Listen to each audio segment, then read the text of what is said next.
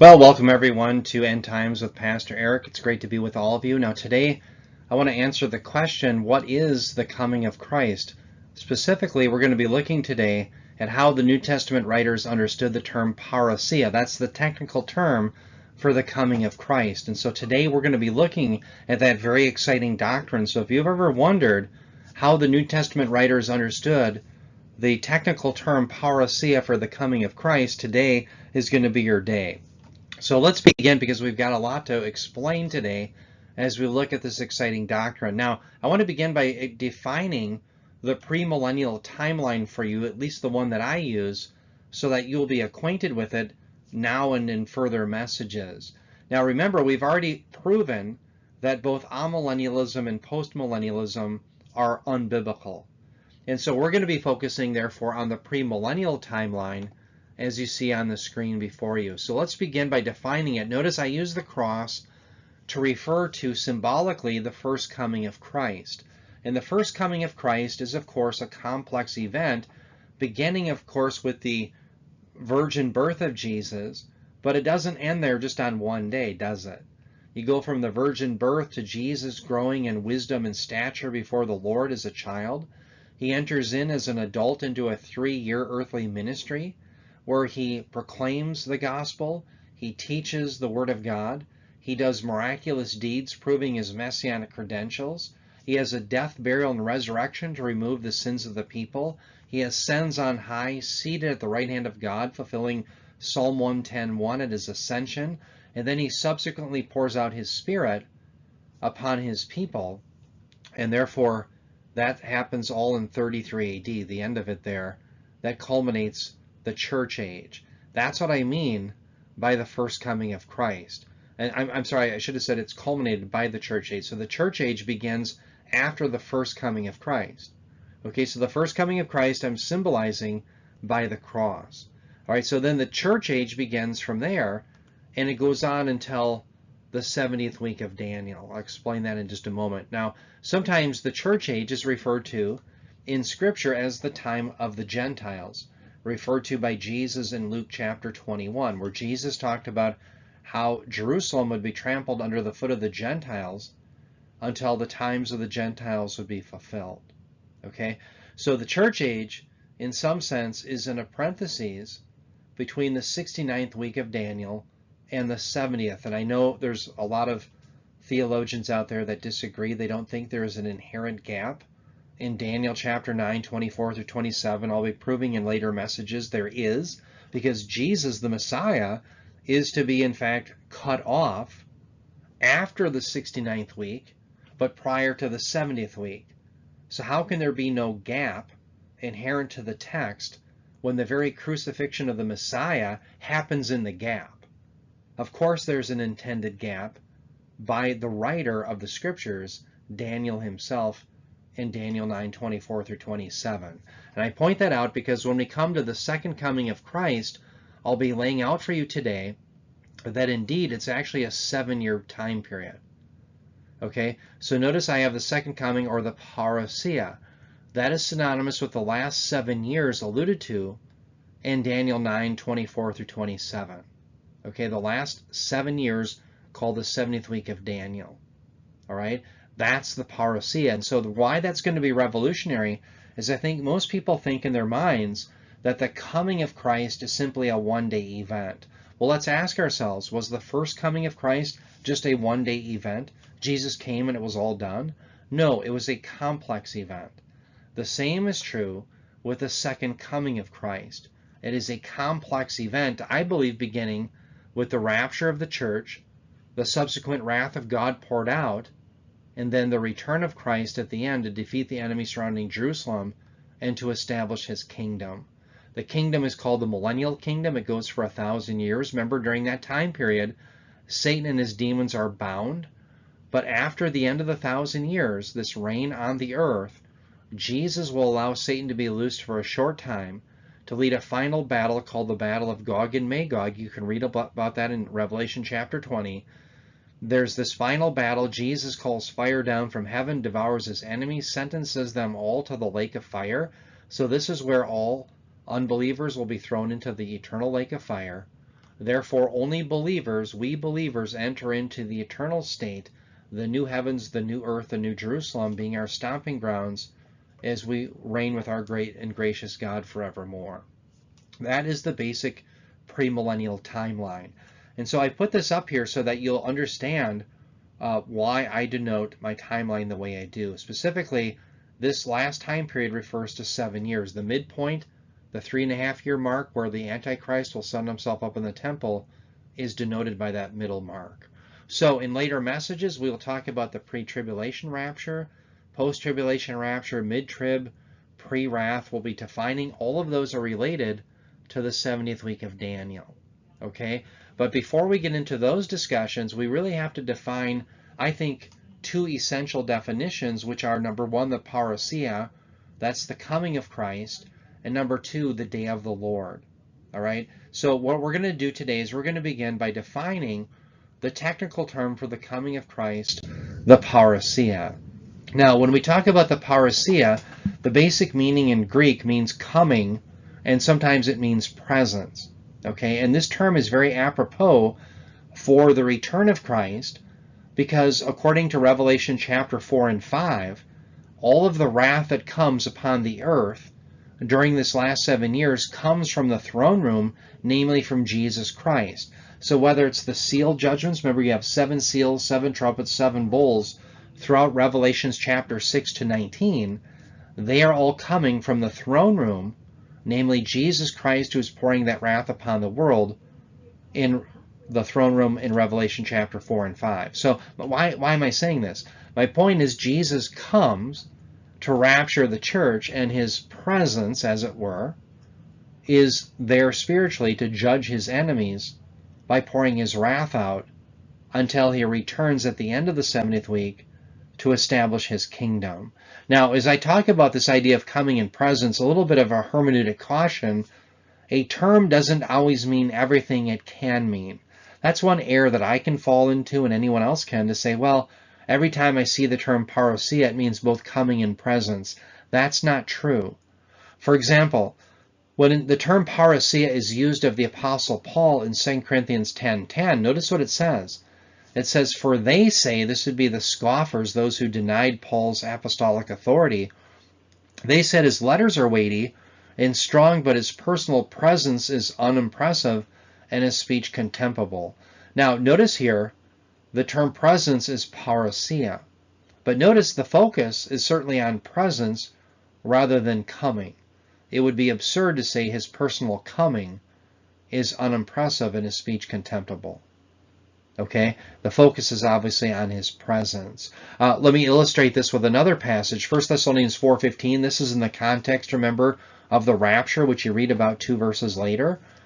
That happens at the parousia. Notice Paul says, for this we say to you by the word of the Lord, that we who are alive and remain until the parousia of the Lord will not precede those who have fallen asleep. Well, notice the focus here is not on the presence, but the coming of the Lord. Okay? So my point is, anytime you see the term parousia, don't just simply read coming and presence into it. No, the context determines exactly how the New Testament writer intends to use it. Okay? Now, regarding the term parousia, it occurs 24 times in the New Testament. Now, of those 24 usages, 16 of them are for Jesus Christ, and each time the term parousia is used for Jesus Christ, it refers to his second coming, his second advent. Let me say that again. The term that's used 24 times in the New Testament, parousia, is used 16 times regarding Christ, and each time it refers to Christ. In other words, it's Christ's parousia. It's referring to his second coming or his second advent. Okay, not his first, not anything else, but his second coming. All right? In fact, look at what the Theological Dictionary of the New Testament says regarding the entry for the term parousia. It's a dictionary, so they're discussing the terms parousia and the related terms with it. And it says primitive Christianity waits for the Jesus who has come already as the one who is still to come, the hope of an imminent coming of the exalted Lord. In messianic glory is, however, So much to the fore that in the New Testament, the terms are never used for the coming of Christ in the flesh. What's the grand point? What the Theological Dictionary of the New Testament is pointing out is that because the imminence of Christ, notice it says the hope of an imminent coming, is so to the forefront in their thinking that they would never use the term parousia for his first coming, lest you get the first and the second coming confused. Okay? In other words, the term for parousia, the term for the coming of Christ, is only used for the coming of Christ a second time, not for him coming in the flesh the first time. Okay? So let's unpack that. The term parousia is never used of Jesus' first coming.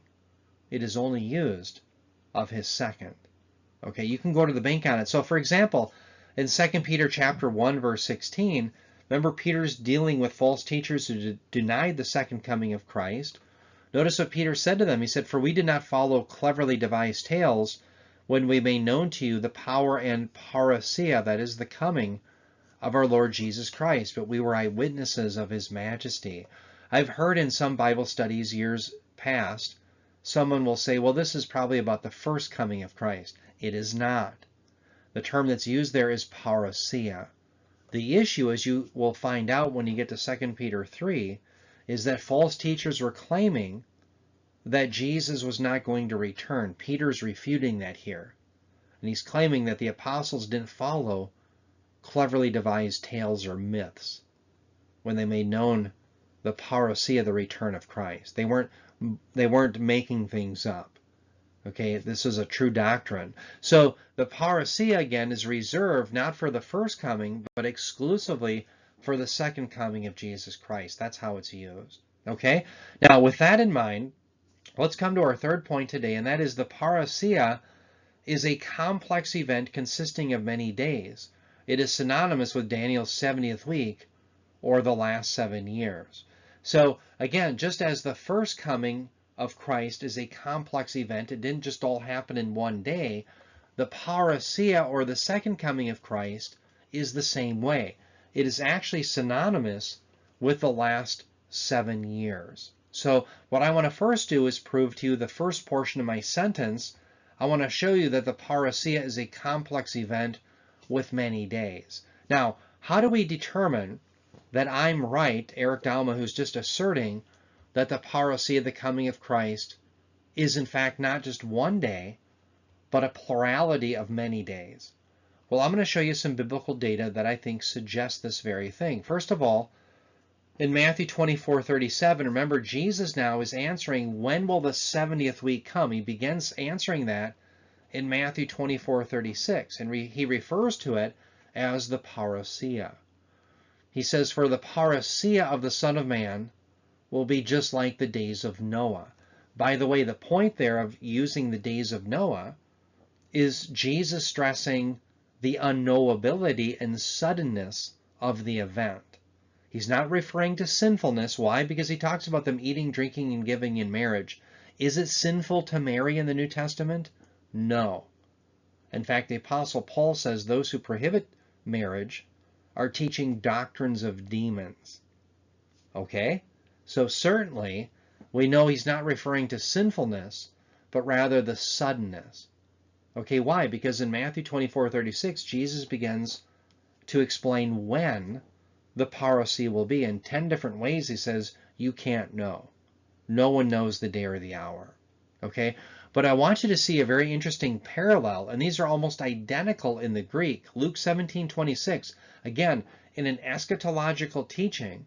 And by the way, Jesus probably taught this on numerous occasions. Here, Luke records Jesus saying at this time, this way, he says, "And just as it happened in the days of Noah," notice the absolute similarity, he says, "so it will be also in the days," notice plurality of days, "of the Son of Man." Does everyone see that? Now, the reason I want you to see that is certainly here, Matthew records Jesus as using parousia. Here, Luke uses the plurality of days. Okay, these are identical in the Greek. So the point is the parousia singular is synonymous with the days plural of the Son of Man.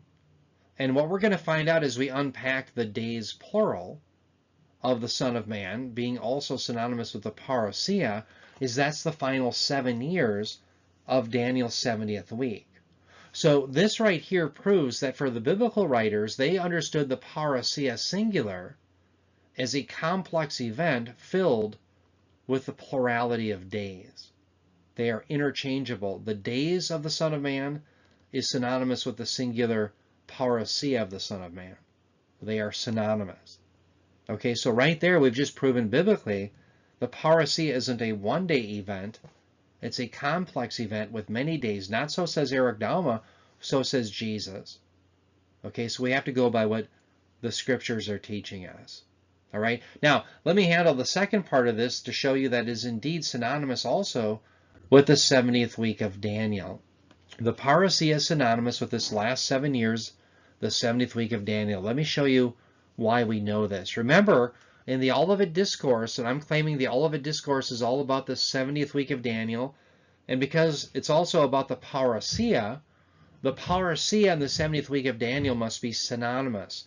Let's remind ourselves of the 2 questions that the disciples asked. They are on the Mount of Olives.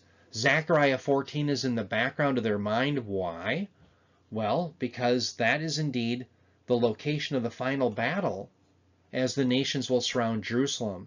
Jesus has just told them, remember he left the temple. He says, I leave to you the temple desolate. You will not see me again until you say, blessed is he who comes in the name of the Lord. He just talked about his coming. Then he talks about the destruction of the temple. So they relate that to what happens in Zechariah 14 where the Messiah returns.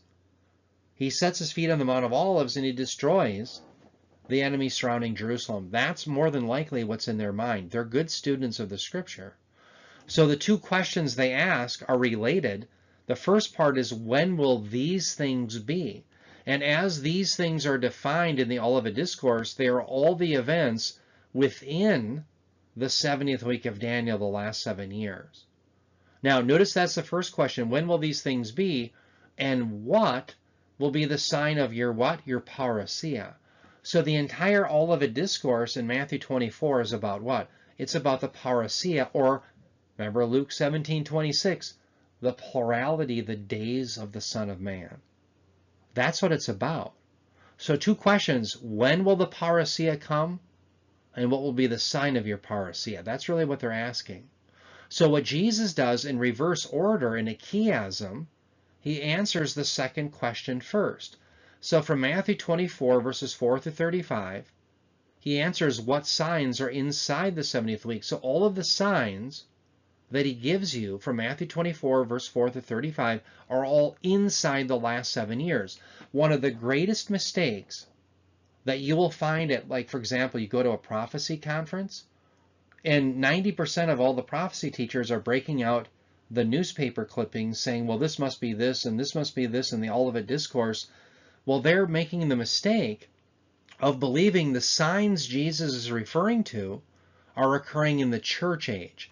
That is not true. Now, someone will say, well, wait a minute, Eric, doesn't Jesus say that there's wars and rumors of wars? And after all, those have always been with us during the church age. That is true.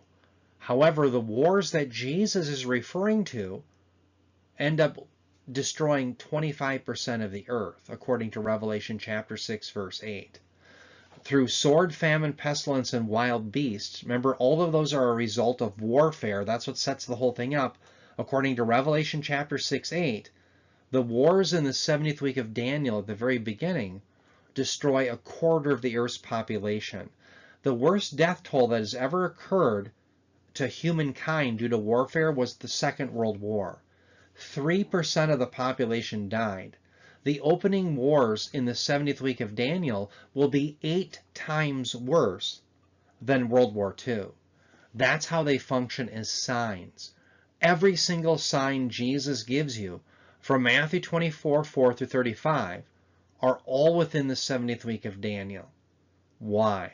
To show that God is faithful for us, and also to aid those who live during that time period, to encourage them to persevere until the coming of the Messiah to establish the kingdom. We know as believers living now that Jesus is going to be faithful to all of his promises.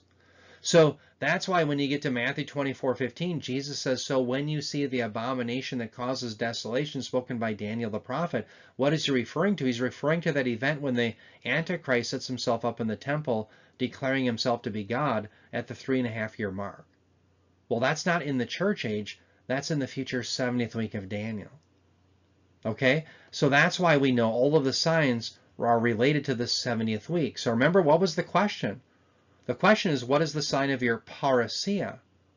So the 70th week of Daniel is where all the signs are. Therefore, the parousia is synonymous with the 70th week of Daniel. That's the logic that we're using. Okay? Now, after Jesus at verse 35 ends with the signs, and he ends up with the parable, remember, of the fig tree, well, then what he does in verse 36, all the way from verse 36 to 51 of Matthew 24, he answers the first question, when? When will the 70th week? So now he's not talking about the inside of the 70th week. He's talking about the beginning of it, and he says no one knows. No one knows the day or the hour. That's what leads to imminence. You and I are living during the church age, and we have no idea when this rascal is going to come upon the world, the 70th week of Daniel. So the beginning of it begins with the rapture. We have no idea when it's going to happen. And so after the rapture, the worst wrath comes upon the world. That's why in the second seal, according to Revelation chapter 6, it talks about peace being removed from the earth. Why? Because the wrath of God is being poured out. Okay, so if we have to be exempt from God's wrath, we have to be taken out prior to that. All right, so what I'm showing you then is that, yes, it's the 70th week of Daniel that is synonymous with the parousia. Now, let me give you some further information that this is indeed correct. Again, this is the question the disciples asked. They said, Matthew is narrating this. He says, as he, that's Jesus, was sitting on the Mount of Olives, the disciples came to him privately saying, tell us, when will these things happen, and what will be the sign of your parousia and of the end of the age? Now remember, the parousia they assume to end the age. Okay, why? Because Jesus is going to return to set up his kingdom. Okay, so really, it's not, well, your parousia and the end of the age in the sense that they're distinct things, but that they in fact go together. You could even maybe render it, what's the sign of your parousia, namely the end of the age.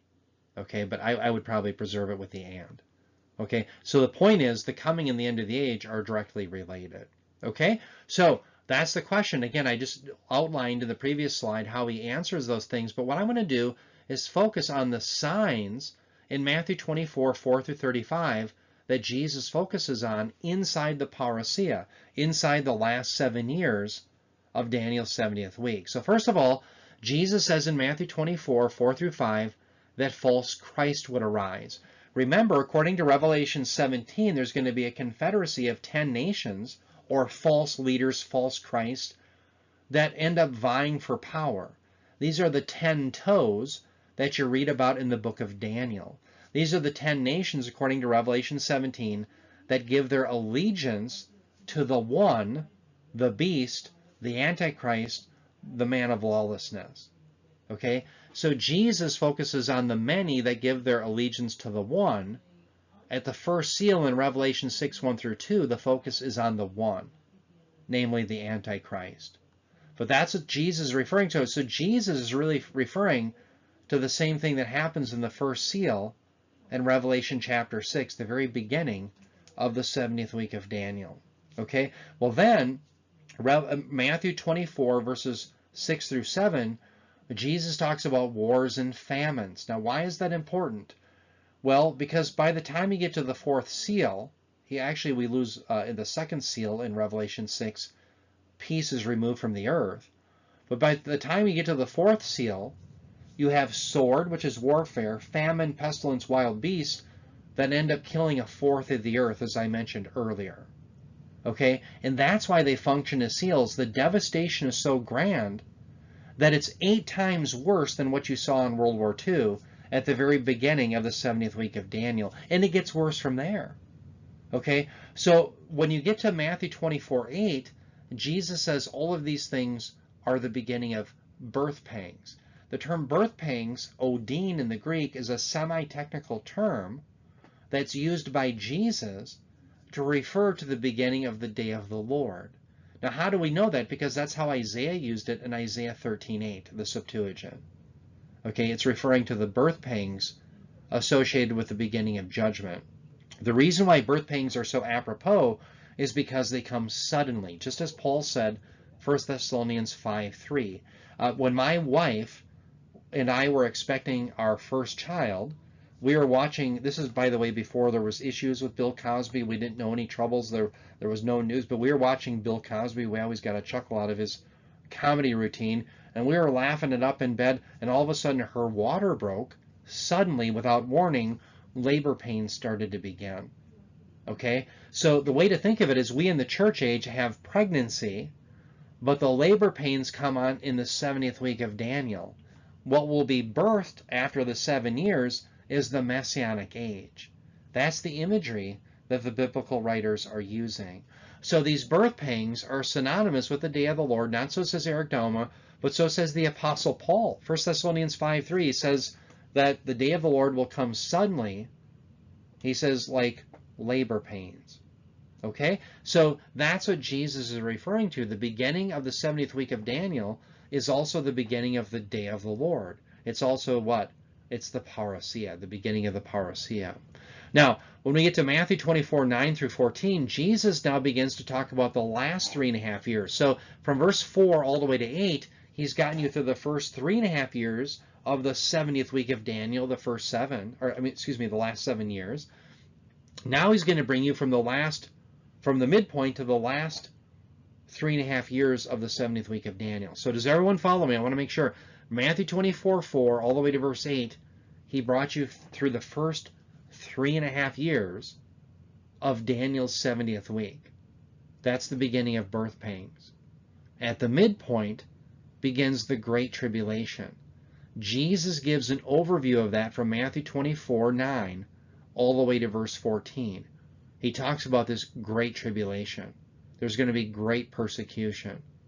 Okay, so by the time to verse 14 comes, he's brought you through a purview through the entirety of the 70th week of Daniel.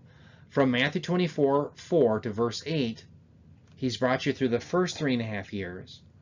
From Matthew 24:9 through 14, the last 3.5 years. Now, by way of recapitulation, meaning he's going back to reiterate something, when he gets to verse 15, he brings you back to the midpoint of the 70th week of Daniel. That's the 3.5 year mark. And what happens? Well, he talks about the abomination of desolation. Remember, he says, so when you see the abomination of desolation, and Matthew even writes, let the reader understand. This is at the 3.5 year mark when the Antichrist sets himself up at the temple and defiles the temple. That's what's going on at Matthew 24:15.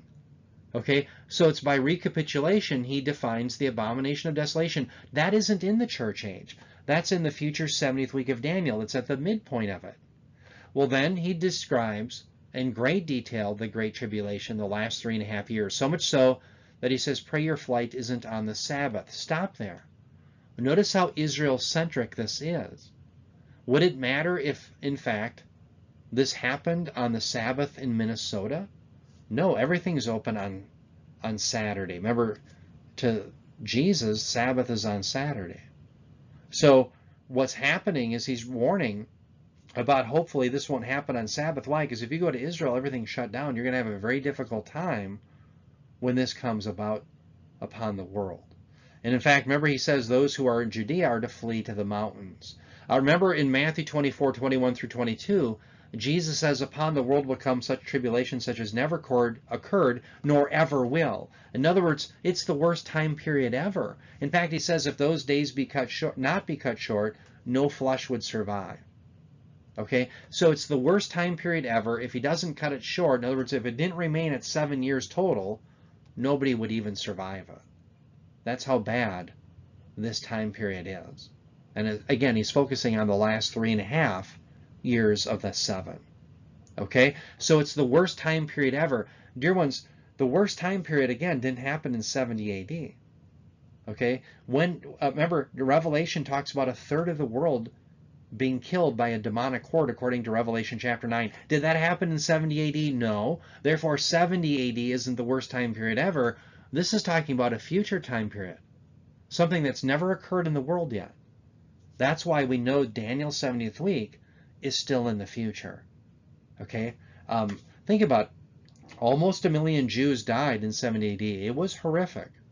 70 AD was horrific. But 6 million Jews died in the 1940s, 30s and 40s because of the Holocaust. That's worse.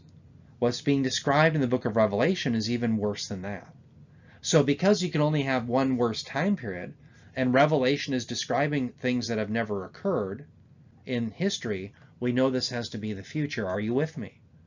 Therefore, we know this is the future 70th week of Daniel. We know because he's talking about the abomination of desolation. So certainly the 70th week has to be future, and this isn't happening in the church age. It's the last 7 years, the 70th week of Daniel. That's where all of these signs are. It's not during the church age. Okay, so why is it that when you go to a prophecy conference, everybody breaks out their newspaper and starts looking at the newspaper clippings? All of the teachers do that. I see it all the time. No, teach what the Bible's teaching. In fact, what you're going to find out is that these things are occurring inside the 70th week of Daniel. Okay? Now, Matthew 24, and again, I wish we could get into even greater detail. I'm going through huge swaths here, but Matthew 24, 29 through 31 is all about the return of Christ at the end of the 70th week. So now you've gotten to the very end, where you're going to have that final battle that Joel talks about, where they're surrounding Jerusalem, that is the nations. That's the same battle alluded to in Zechariah 14. Remember, according to Joel chapter 3, this is where the sun, moon, and stars are affected. That's exactly what Jesus states in this section of the Olivet Discourse. When Jesus is about to return, there's going to be cosmic effects in the sun, moon, and stars, as he in fact judges the nations. Now, I know a lot of scholars will say, well, that's just figurative language, Eric. You don't understand how the apocalyptic genre works. Nonsense. What you really have is that in the Old Testament, you had near-term down payments. When Joel talked about it in Joel 3, when Zephaniah talked about the day of the Lord, when those things are referred to, the down payments often occurred in the Old Testament, but they were a foreshadowing of the ultimate day of the Lord that's still in our future. So, for example, in Isaiah 13, the Lord talked about the destruction of the ultimate Babylon that's still in the future. Because remember, the nations are going to build a one world order just as they began the world. Remember, Genesis 11, the world builds Babylon. The book of Revelation says they're going to do it again. It's rebellion against God. Why? Because God ordains many nations, not just a one world order. So Babylon is going to be thrown down in Revelation 13 in the future day of the Lord. In the near term, the prophet says God will do it in my day, in the near term. So Babylon ends up being judged at the hands of the Medo-Persians. Okay, so that's a near-term fulfillment in the prophet's day of the far-term fulfillment, which is still future to our day. That's how it works. There's a near and a far. The Old Testament looking forward to the future day of the Lord. So the Messiah returns to destroy his enemies at the end of the 70th week of Daniel, and he sets up his kingdom. Then you get to verses 32 to 35, which talks about the fig tree parable, where Jesus talks about how you can know these things, all of these signs which are inside the 70th week of Daniel. Therefore, because the question is, what is the sign of your parousia? The 70th week of Daniel is synonymous with the parousia. I'm just putting the data together. Okay, I'm not some genius. I'm just saying, hey, they're asking about the parousia, and Jesus gives them all of these signs. I think he's answering their question regarding the sign of the parousia. These are all the signs that they will see within the 70th week, not prior, not during the church age, inside the last 7 years. Okay?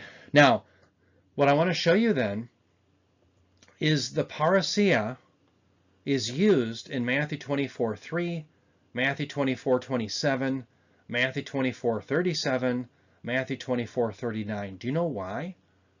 Because the Olivet Discourse in Matthew 24 is about the parousia. And if, in fact, Jesus just gave us signs that are all about what happens inside the 70th week of Daniel, and therefore it's also about the parousia, the 70th week and the parousia have to be synonymous. That's the logic that I'm using. So think about it. Matthew 24:15, smack dab in the middle of these passages, it'd be right here. Jesus says, so when you see the abomination that causes desolation spoken by Daniel the prophet, and then Matthew says, let the reader understand. In other words, we have to understand he's referring to the midpoint of the 70th week of Daniel. So certainly that's inside the 70th week of Daniel. So if that's also the parousia, which certainly it is, well, guess what? The 70th week of Daniel, the last 7 years, which is still in our future, is synonymous with the parousia. Now let's connect that to Luke 17:26. Didn't Jesus say in Luke 17:26 that as it was in the days of Noah, so it will be in the days, plural, of the Son of Man? Well, certainly he did. So that's why you see a plurality of days associated with the 70th week, the last 7 years, which is therefore synonymous with the singular parousia. I'm putting all of the data together. I hope everyone's following it. Okay, that's what's so revolutionary about this view. Now, with that, when we get to Matthew 24:36, Jesus begins answering the first question, when will these things be? And he says, I don't know how many different ways, you can't know. So notice here in Matthew 24:37, Jesus says, for the parousia of the Son of Man will be just like the days of Noah. Now, what's the point of the days of Noah? The suddenness of it.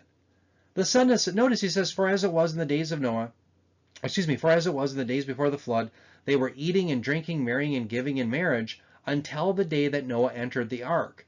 And they did not understand until the flood came and took them away. So will the parousia of the Son of Man be. The point Jesus is making regarding the days of Noah is the suddenness. All the people had in Noah's day was the preaching, as it were, of righteous Noah. That's all they had. There was no cloud in the sky to tip them off. There's going to be no signs during the church age to tip you off as to when this will come. Now, how do I know that? Because the signs that Jesus gave are all inside the 70th week. Jesus himself says, a wicked and adulterous generation seeks for a sign, but none will be given to it except the sign of Jonah, which is what? The resurrection. How do you and I know about the resurrection? Do we see it directly? No, we read about it in the scriptures. It's preached to us from the scriptures. Jesus said in Luke 16, if they don't believe the scriptures, neither will they believe even if someone is raised from the dead. All this generation has are the scriptures. If they won't listen to those, they will be completely caught off guard when the parousia of Christ comes. If they don't believe, sudden judgment and wrath will come upon them. That's the idea. So the parousia, again, is about here, the beginning of the 70th week of Daniel. It's the 70th week, the whole thing incorporating the beginning. So from Matthew 24:4-35, Jesus gives you the signs inside the 70th week. Now he's talking about when does it come? And the idea is you can't know. Matthew 24:36, no one knows the day or the hour. You have no idea. There are no signs prior to the 70th week of Daniel. All the signs are inside of it. That's the key to understanding eschatology. The parousia is synonymous with the 70th week of Daniel. It is a plurality of days.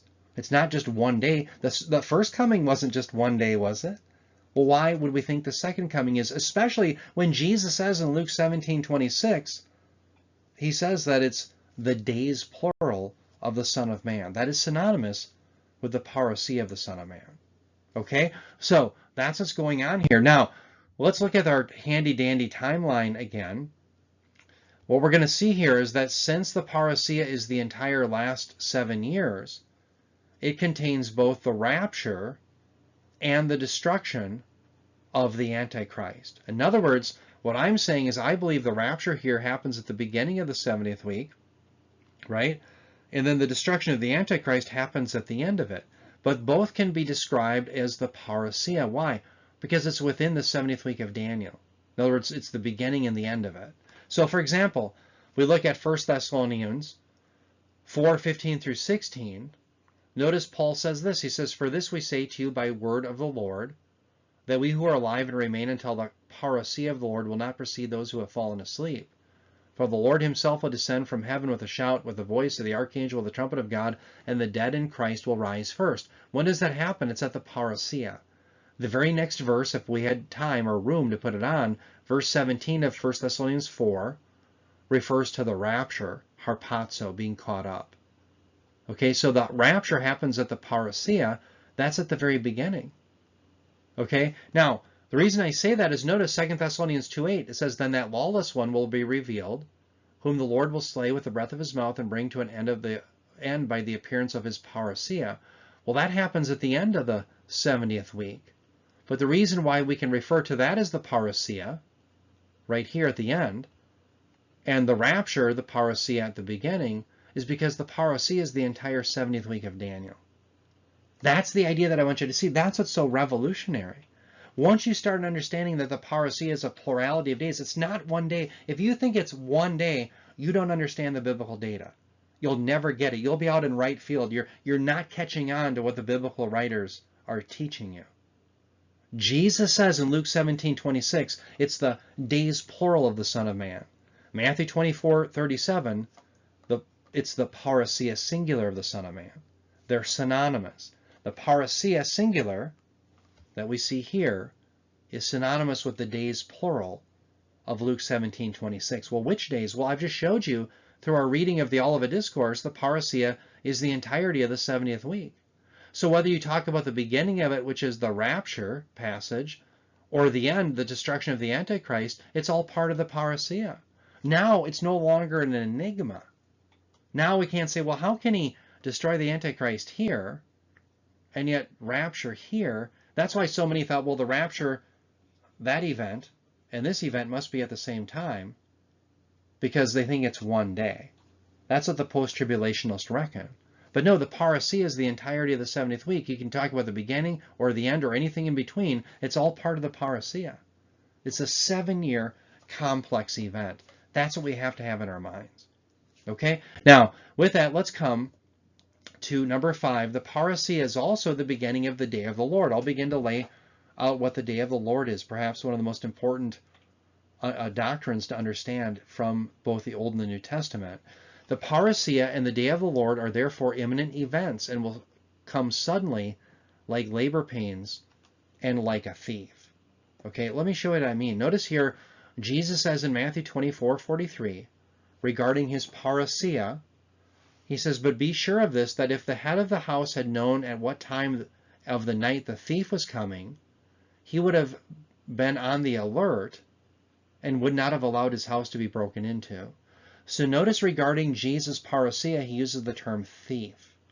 So the 70th week of Daniel comes like a thief. There's 2 terms the New Testament writers used for thief or robber. The first was alestes. That's a robber who beats you over the head with a club, uses force to get what they want.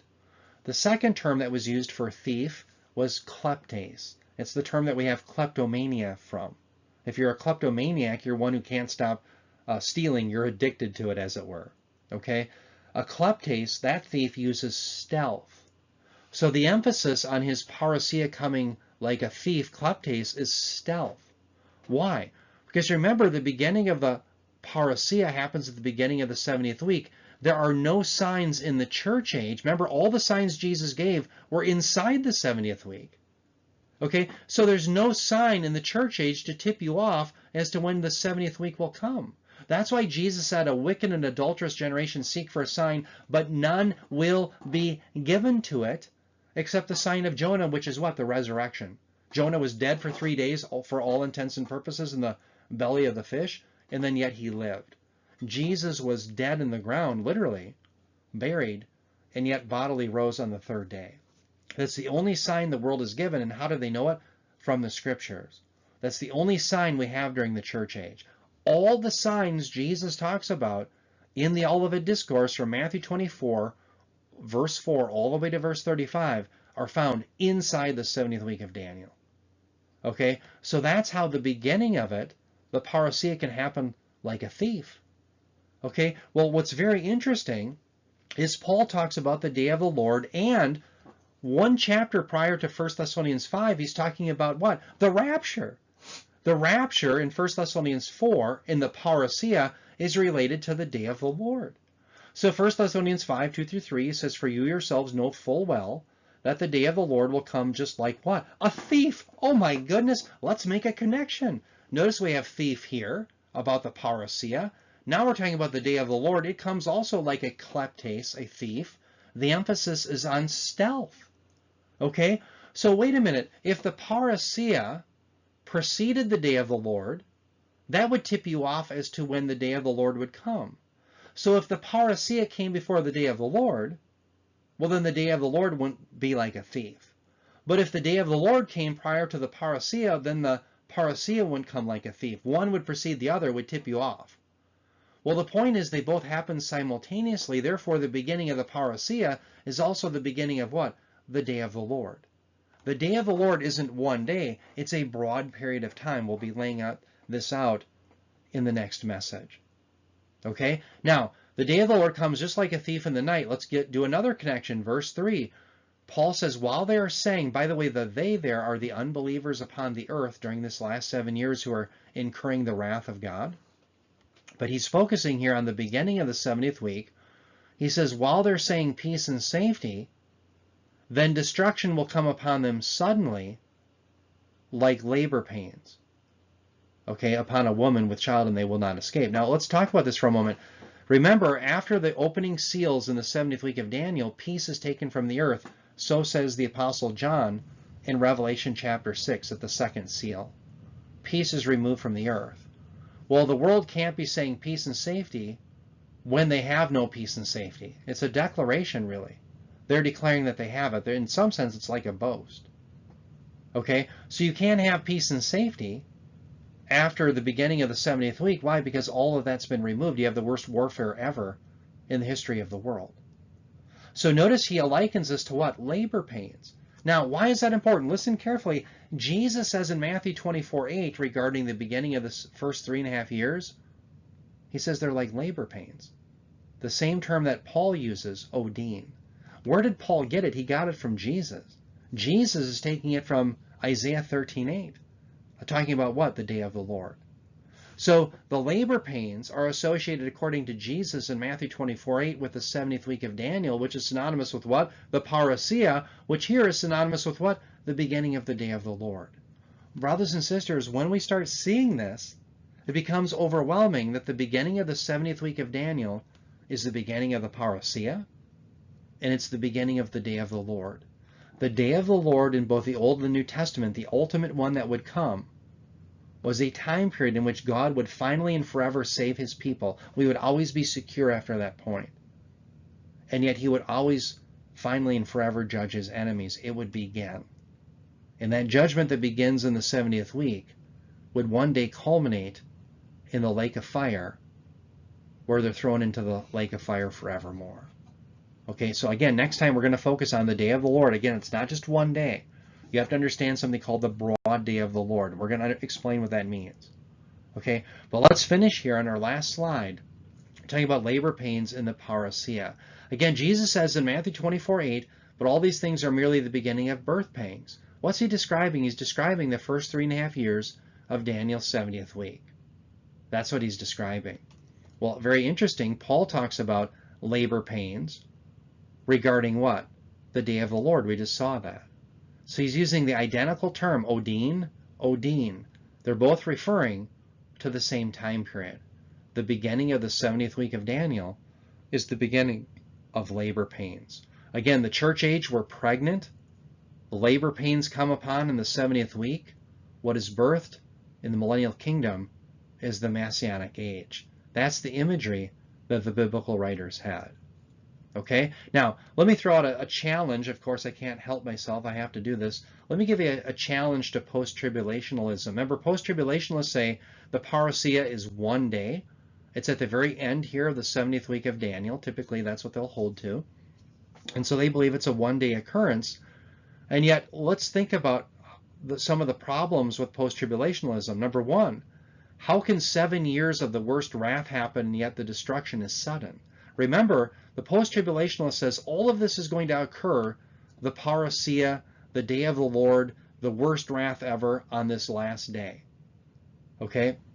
Paul says, however, that the day of the Lord comes suddenly like labor pains. Well, wait a minute.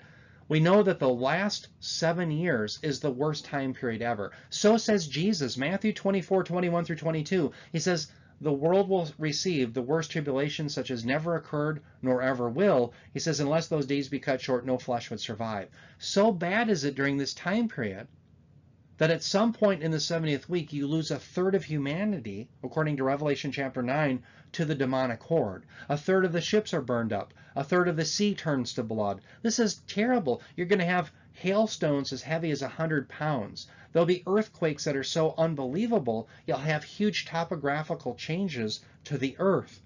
This has never occurred before, but yet we're to believe, as the post-tribulationist would, that all of this is happening, and yet the day of the Lord is only one day at the end, and yet that's sudden? In other words, how can you see the worst 7 years of wrath, the 7 years of it? Is that sudden? Well, of course it's not sudden. What's sudden is when you go from the church age to the beginning of the 70th week. That's why the rapture has to happen at the beginning, because the church age doesn't have nearly this amount. It has problems, don't get me wrong. We have trials and tribulations here and now, but nothing compared to the time of trial, as Jesus refers to it as in Revelation 3:10, the 70th week of Daniel. There's nothing like it. It's so bad that never has occurred such tribulation, nor ever will. Okay? At the beginning of it, you could say it happens suddenly. But you can't go through 7 years of the worst tribulation and say, well, that's the day of the Lord coming suddenly. That's a huge problem. Think about it. The worst time period ever. 7 years of the worst warfare, worst death that humanity has ever seen. And all of a sudden at the end of it, you say, well, boy, this is sure sudden. It's been going on for 7 years. No, the sudden destruction that comes upon them has to happen at the beginning of the 70th week. That's why you have to be raptured prior to it. Why? Because Jesus described that prior to the wrath, the people of God are removed. Noah and his family were removed. Jesus says this in Luke chapter 17. Lot and his family were removed. He says, in fact, the very day that they were taken out of Sodom, the brimstone fell. Not a few days, the very day they were taken out, the wrath came. So if the wrath comes during this last 7 years, you have to be removed here. Okay, now let's look at a second post-tribulational problem. How can the earth declare peace and safety after 7 years of no peace and safety? Notice the world, the unregenerate world is saying peace and safety. They're declaring they have that. Well, how can you declare that after you have the 7 years of no peace and safety? But you could say it here. Why? Because you've gone through the church age, and you could relatively say, yeah, we have some peace and safety. All right? That's why the beginning of the day of the Lord is here at the beginning of the 70th week, not at the end.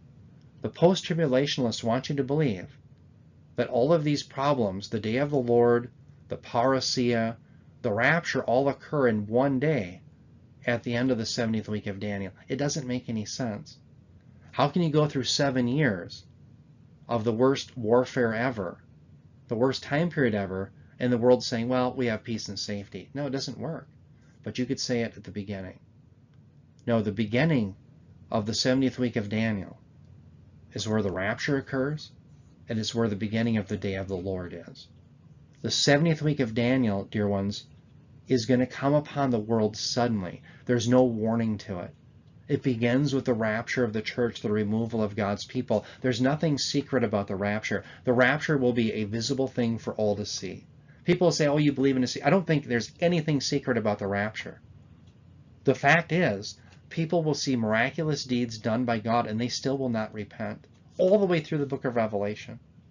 And I think the world will excuse our removal as, in some sense, the goddess of this age, the god of this world, judging the intolerant ones. They'll have an excuse for it. But we're going to be removed, and all will see. And then what happens is the worst time period of wrath that has ever occurred will come upon the world, followed by Jesus returning to destroy the enemy surrounding Jerusalem and setting up his kingdom. The entire 70th week of Daniel is the parousia, the coming of Christ. It's not a one-day event. It's a complex event. My prayer is that everyone will see that very clearly. I know that I've thrown a lot at you in a short time period. Go back, review this, look to see if these things are true.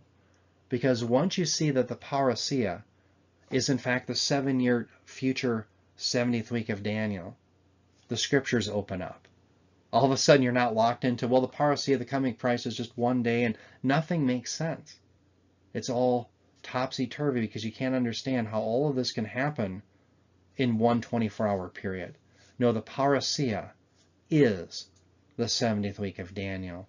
Jones, next time we're going to talk about the day of the Lord, both the broad day of the Lord and the narrow day of the Lord, and how they were defined in the Old Testament and understood foreshadowing the future day of the Lord that's still in our future. We'll look at that next time. God bless all of you. We'll see you next time on End Times with Pastor Eric.